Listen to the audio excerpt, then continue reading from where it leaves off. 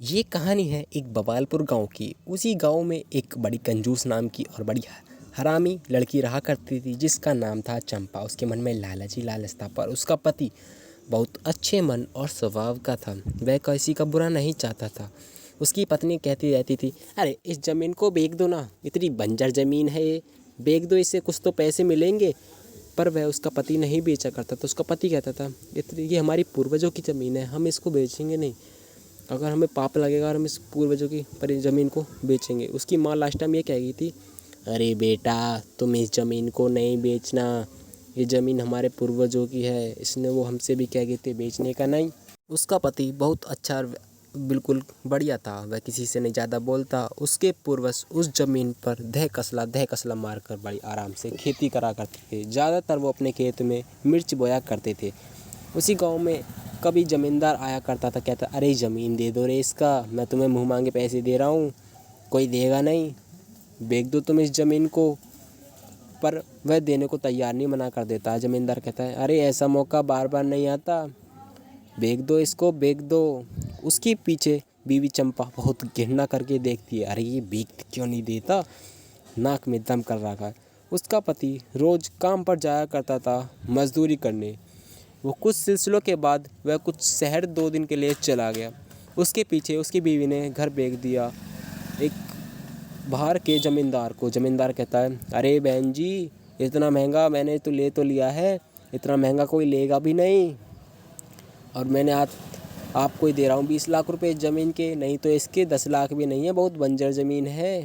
वो कहते हैं, अरे 20 लाख, आपका धन्यवाद हो, आप हमें 20 लाख दे रहे हैं, मैंने आज तक ज़िंदगी में कभी 20 लाख रुपए नहीं देखे, आपका भला हो, लो जी लो, पेपर लो आप अपने।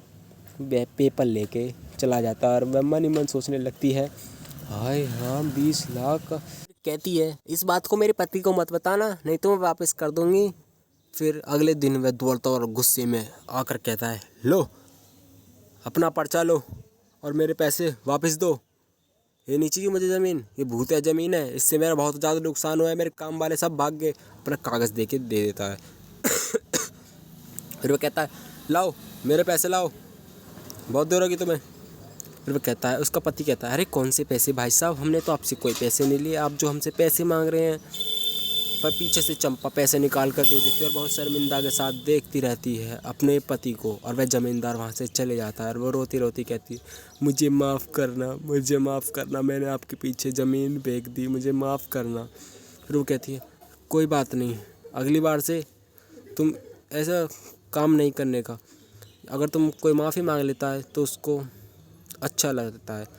वह अगले दिन सुबह शाम के टाइम रोते रोते अपने खेत पर बहुत ज़ोर ज़ोर से रोता है और वो सोचता है, मैं माँ मुझे माफ़ कर देना मेरी धरती माता। और वह सोचता है कि मैं इस ज़मीन पर कुछ खेती करूँगा।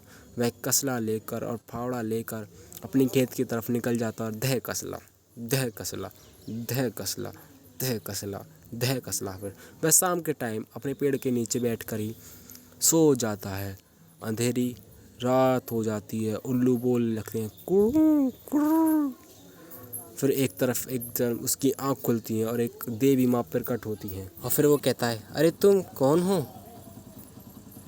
और आप यहाँ अचानक से प्रकट कैसे हो गई मेरे फिर वो कहती है, अरे बेटा मैं देवी माँ हूँ, मुझे सब धरती माँ के नाम से पुकारते हैं। आप तुमने इस धरती पर साफ सफाई कर कर तुमने बहुत अच्छा काम करा है।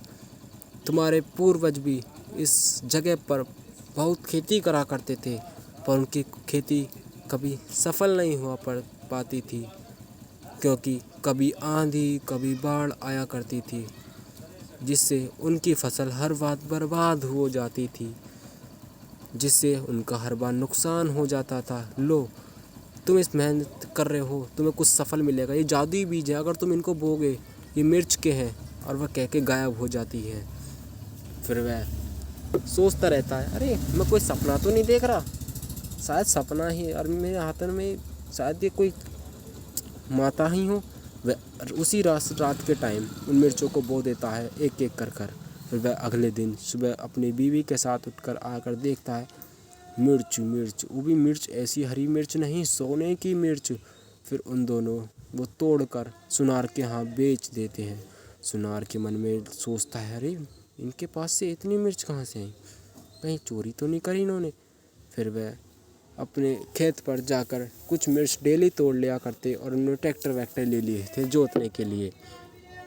ऐसे वो खेती करते और दूसरों का भला करते, कभी कुछ कपड़े बांट रहे हैं, किसी को पैसे बांट रहे हैं, सबका भला करते और वो देवी माँ का और अपने पूर्वजों का प्रणाम करते सुबह ही सुबह। चलो बच्चों, तुमको एक ऐसी कहानी लगी कमेंट में बताओ और लाइक सब्सक्राइब करो। तुमने सब्सक्राइब नहीं करा था पिछली बार, सब्सक्राइब करो, एक सब्सक्राइब कर दो।